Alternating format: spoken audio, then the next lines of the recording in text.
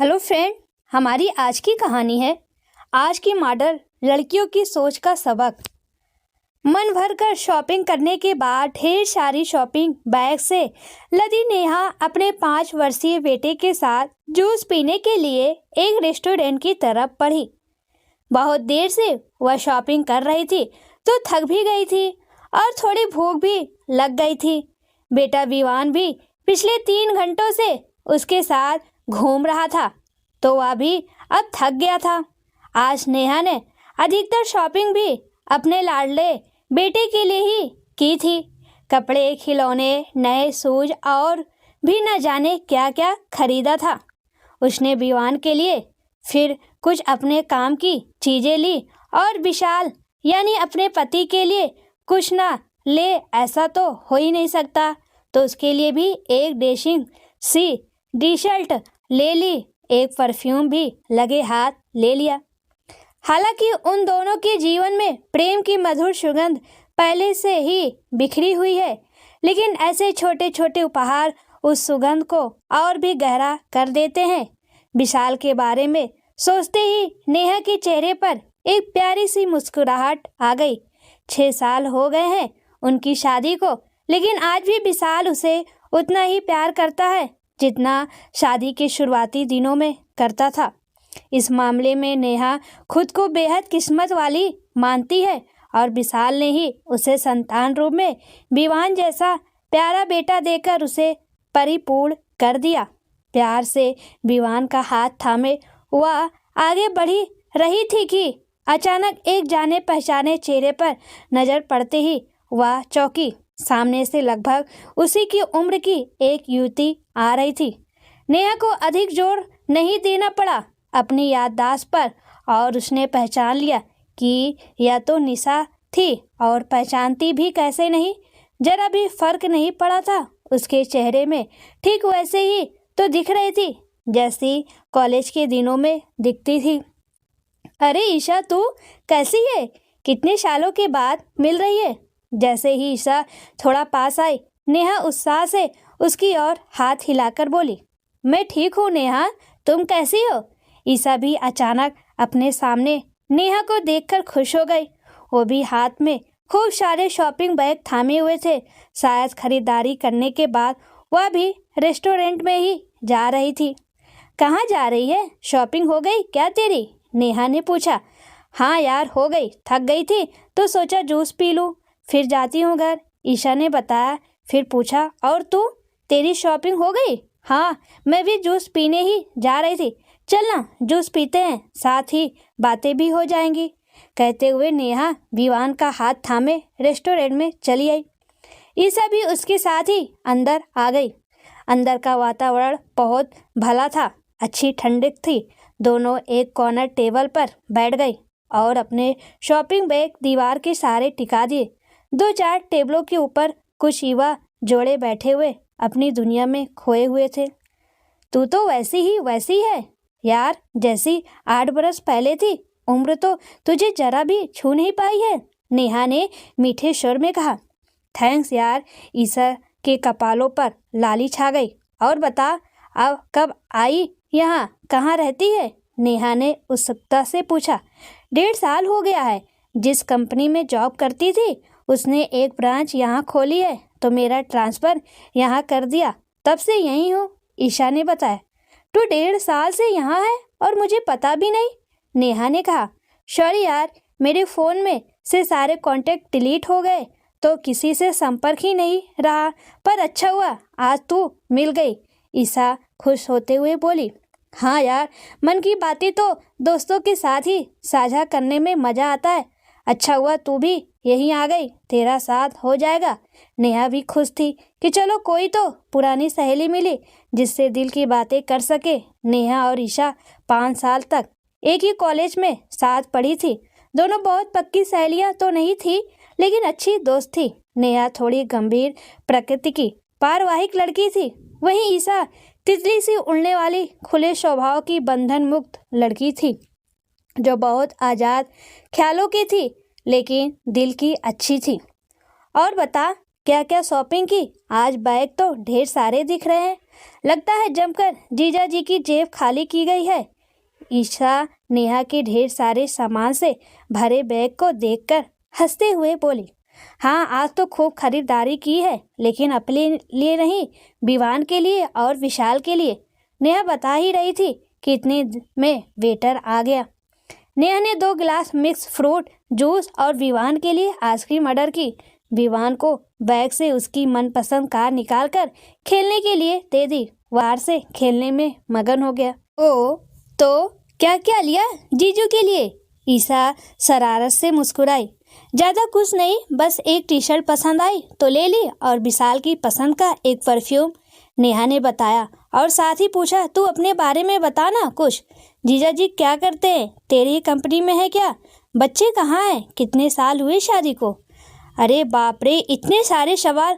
तूने तो सवालों की राइफल ही तान दी मुझ पर। मैंने शादी नहीं की यार, तू तो जानती है मैं बंधन पसंद नहीं करती, स्वतंत्र रहना चाहती हूँ। या परिवार का झंझट मुझसे नहीं होता। ईशा बोली, परिवार तो सबके लिए जरूरी है, यूँ अकेले जीवन नहीं काटा जा सकता ईशा। शादी तो हमें एक मजबूत नींव प्रदान करती है जिस पर हम अपने सपनों का घर बनाते हैं। फिर बच्चे भी तो जरूरी हैं, उन्हीं से तो जीवन की रौनक होती है। नेहा ने तो उसे समझाया।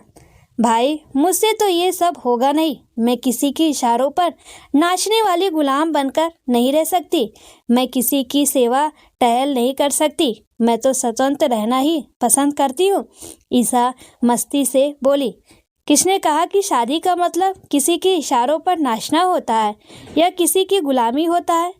यह तो एक खूबसूरत बंधन है जिसमें हमें भी तो अपना सुख दुख बांटने वाला, परवाह करने वाला साथी मिलता है। आज नहीं तो कल एक साथी की जरूरत तो तुझे भी पड़ेगी ना। सारा जीवन यूं अकेले तो कट नहीं सकता। नेहा का मन उसकी बातें सुनकर थोड़ा उचट गया था। साथी की क्या जरूरत है यार, मेरा बॉस संजय मेरी हर जरूरत का ध्यान रखता है।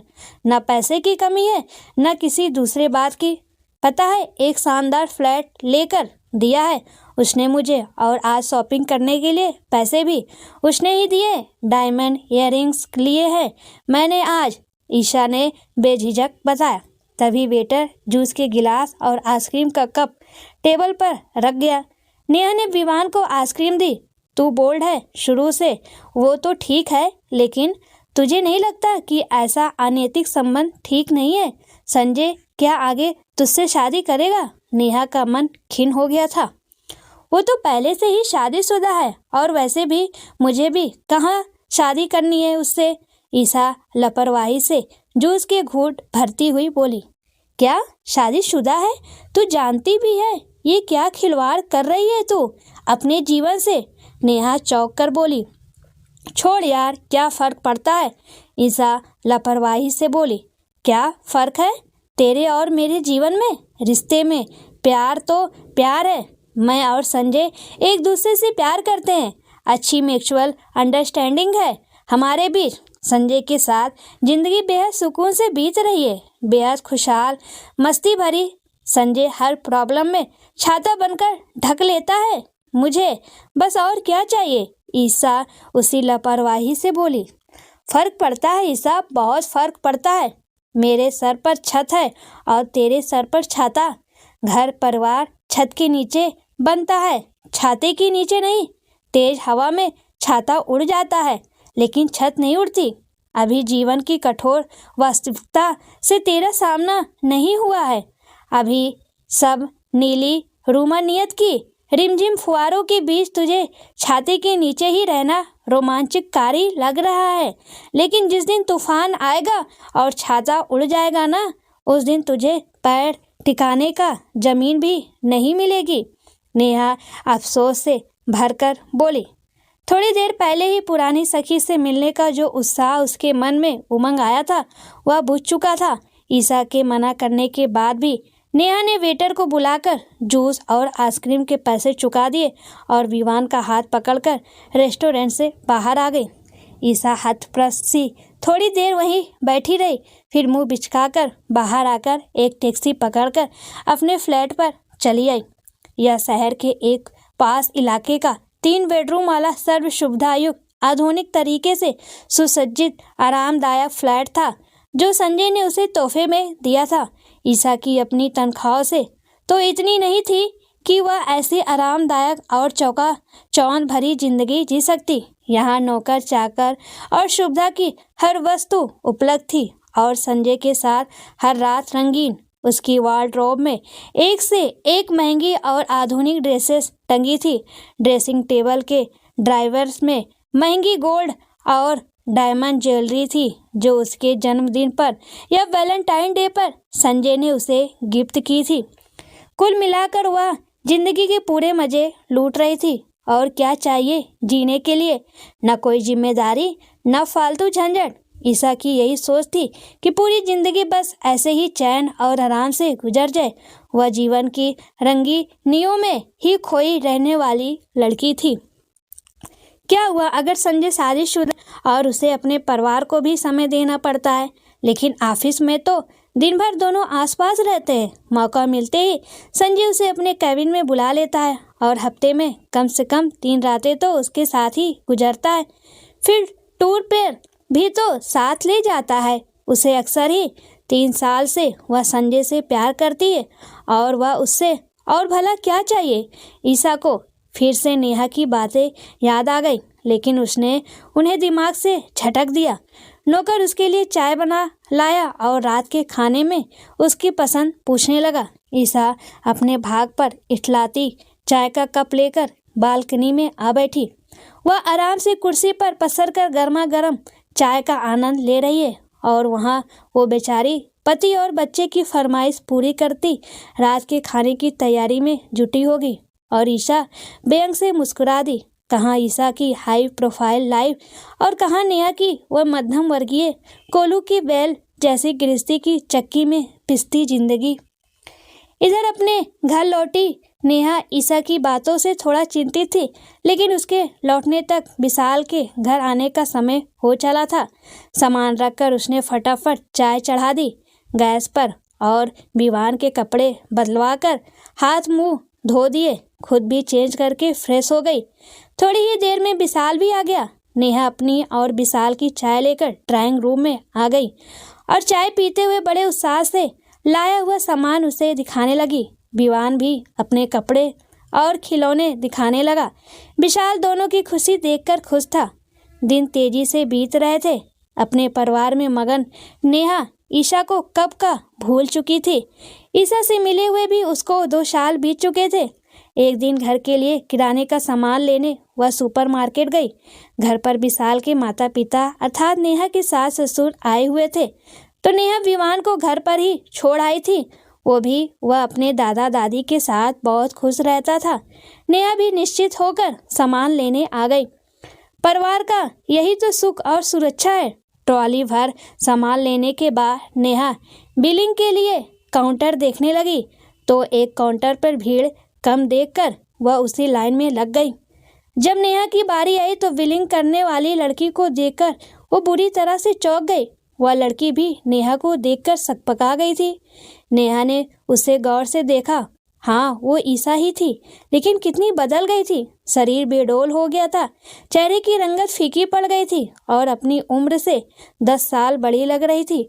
आंखों के नीचे काले घेरे पड़े थे, बीमार भी लग रही थी। वह सिर झुकाकर चुपचाप बिलिंग करती रही। जब सारा सामान का बिल बन गया तो नेहा ने पैसे चुकाए और ईशा से साथ आने को कहा। ईशा ने चुपचाप उसकी बात मान ली और काउंटर पर एक दूसरी लड़की को बिठाकर नेहा के साथ चली आई। दोनों पास की एक कॉफ़ी शॉप में आ गई। नेहा ने 2 कप कॉफ़ी का ऑर्डर दिया। तो यहाँ कैसे ईशा, वो भी इस हाल में, ऐसी मामूली नौकरी में? तेरे वो हाई प्रोफाइल महंगे आधुनिक कपड़े और वो डायमंड ईयरिंग कहाँ गए? नेहा ने चुभते स्वर में पूछा। बस कर नेहा, मैं पहले ही किस्मत की मार खा चुकी हूँ। ईशा की आंखें छलछलाई। क्या हुआ? संजय कहाँ है और तेरा ये हाल कैसे हुआ? नेहा ने थोड़ा नरम होते हुए पूछा। संजय अब मेरे साथ नहीं रहता, उसने मुझे छोड़ दिया है। मुझे नौकरी से भी निकाल दिया। मेरे एक्सपीरियंस सर्टिफिकेट में भी मेरे काम में इतनी खामियां लिख दी कि मुझे कहीं अच्छी जगह नौकरी नहीं मिली। आखिर बड़ी मुश्किल से मुझे यहाँ नौकरी मिली। पहली नौकरी मेरी सुंदरता की वजह से संजय ने मुझे दी थी। अब वह बात रही नहीं तो ईशा की आंखों से आंसू बह निकले। लेकिन ऐसा क्यों? तुम दोनों तो एक दूसरे से प्यार करते थे, अच्छी म्यूचुअल अंडरस्टैंडिंग थी तुम दोनों के बीच। नेहा ने कॉफी का घूंट भरते हुए पूछा। मैं तो यही समझती थी, लेकिन 2 साल पहले बाथरूम में पैर फिसल जाने से मेरे पैर की हड्डी टूट गई और साथ ही गिरने की वजह से मेरा गर्भपात भी हो गया। मुझे तो पता ही नहीं था कि मैं गर्भवती हो गई हूँ। उसी समय इलाज के दौरान किसी दवाई के रिएक्शन से मेरी यह हालत हो गई। बस तभी संजय का रवैया मेरे प्रति अचानक से बदल गया। मुझे अस्पताल में ही एडमिट करवाकर 8-10 दिन बाद से उसने मेरी खोज खबर लेनी बंद कर दी। ऑफिस के कुछ सहकर्मियों ने ही मेरी देखभाल की। संजय के बारे में उन्होंने भी कुछ नहीं बताया। संजय ने फ़ोन पर मुझे ब्लॉक कर दिया। दूसरे के फ़ोन पर वह मेरी आवाज़ सुनकर फ़ोन काट देता है। 2 महीने बाद जब मैं अस्पताल से छुट्टी तो बिल भरने में ही मेरा ना सिर्फ जमा पूंजी खत्म हो गई बल्कि मेरी चैन अंगूठी भी बिक गई। जब मैं अपने फ्लैट पर पहुंची तो मेरे ही नौकरों ने मुझे अंदर नहीं जाने दिया। एक नौकर जो थोड़ा भला आदमी था, उसने बताया कि संजय ने यह फ्लैट मेरे लिए नहीं बल्कि मेरी जैसी लड़कियों के लिए ले रखा था। मुझसे पहले भी वहाँ 2 लड़कियाँ रह चुकी थी, जिससे मन भर जाने के बाद संजय ने मुझे रखा। मेरे बाद वहाँ उसने दूसरी लड़की को अपने जाल में फंसाकर वहाँ रखा हुआ था। वह नौकर भी उसी के आदमी थे, इसलिए किसी लड़की को कुछ नहीं बताते थे। ईशा ने 2 घूंट पानी पिया और आगे बोली। मुझे ना उसने कपड़े लेने दिए और ना कुछ सामान। मेरे पुराने कपड़े वह बैग में भरकर पहले ही अस्पताल पहुंचा चुका था। अब वही कपड़े और इयररिंग्स उसने किसी दूसरी लड़की को दे रखे हैं। तो अब तू रहती कहाँ है? नेहा ने पूछा।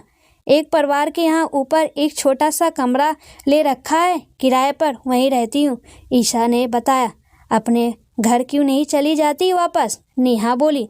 किस मुंह से जाऊं? 3 साल पहले संजय के कारण उनसे रिश्ता तोड़ रखा था, उनकी उपेक्षा की। तू सच कहती थी नेहा, छत और छाते में बहुत फर्क होता है। जरा से तूफान में संजय नाम का वो छाता तपाक से उड़ गया। यही अगर मेरे सर पर छत होती तो क्या मेरा पति, मेरा परिवार मुझे अस्पताल में अकेला छोड़कर चला जाता? ईशा की आंखों से आंसू बहने लगे। काश तू ये बात पहले ही समझ गई होती कि घर छत के नीचे बसते हैं, छाते के नीचे नहीं। अब भी कुछ नहीं बिगड़ा। माता पिता अपने बच्चों को माफ़ कर देते हैं तो उनसे माफ़ी मांग ले और घर लौट जा, पिछला सब भूल जा। मुझे विश्वास है जल्दी ही एक छत के नीचे तेरा भी घर बस जाएगा। एक छत तो होगी ज़रूर तेरे नाम की भी। नेहा ने उसकी हथेली थपथपाते हुए उसे दिलासा दिया। नेहा की बातों ने ईशा के दर्द पर मरहम का काम किया।